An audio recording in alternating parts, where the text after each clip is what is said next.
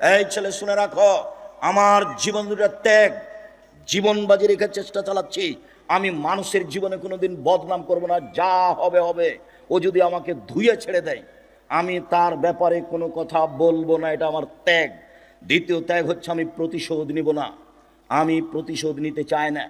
Mobile ring হচ্ছে, আমি on করেছি, অন করে গালি দেওয়া শুরু করছে। অনেক সময় মা থেকে শুরু করে, অনেক সময় বোন থেকে শুরু করে, অনেক সময় দেশের ভাষা দিয়ে শুরু করে।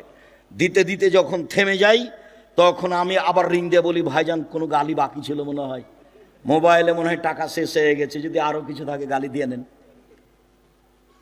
অথচ গালি আমার মা দিয়ে শুরু করেছে, আমি তার উত্তর দেওয়া প্রয়োজন মনে করিনি। ধুয়ে ছেড়ে দিলে আপনার নামটা আমি মুখে নিব না, যা হবে হবে।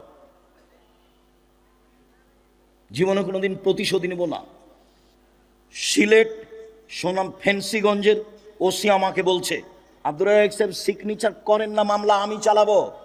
আপনার গাড়ি ভেঙে দিবে, গাড়িতে আঘাত করবে, মানে আমি ওসি, আমি আপনার মামলা চালাবো। আমি বলছি, ওসি সাহেব, আমি মানুষের বিরুদ্ধে মামলা করি না, আমি মামলা করব না। আমি যদি মামলা করি তাহলে আমার মামলা ছোট হয়ে যাবে মানুষের। ও বিচার করতে পারে না? ওও তো বিচার করতে পারে, ও করুক, আমি তো তার ক্ষতি করিনি। সে গাড়িতে এসে আঘাত করবে কেন? আমার বাড়ি তার বাড়ির পাশে নয়। আমার জীবনে আমি কোনোদিন প্রতিশোধ নিই না কারো, আমার জীবনে আমি কোনোদিন কারো বারে মুখ খুলি না, খুলবো না, এটা আমার দৃঢ় প্রতিজ্ঞা। ও যদি আমাকে ধুয়ে ছেড়ে দেয়, তবে আপনাকে আমি বলছি, আপনি আমার দিনী ভাই, আপনি আমার দিনী বোন, আপনি ভুল পথে আছেন, এটা আমার চূড়ান্ত ভিতরে কাজ করে।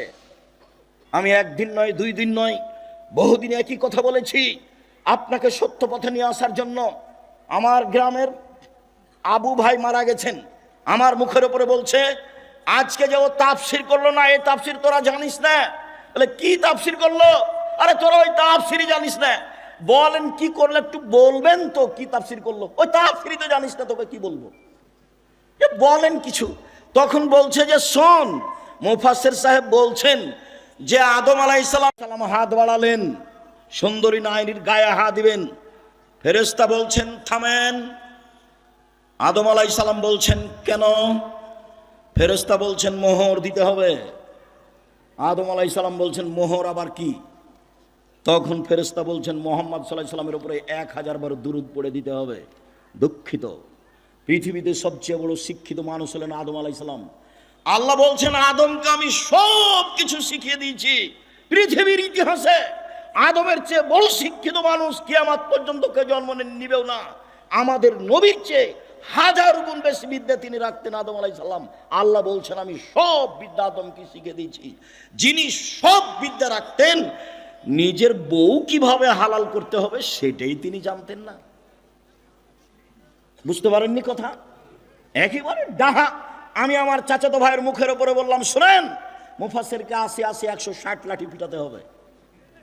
সাধারণ মানুষ মিথ্যা কথা বললে, অপবাদ লাগালে তার জন্য 80 লাঠি, আর নবীর উপরে অপবাদ লাগালে তার জন্য 80 160 লাঠি পিটাতে হবে।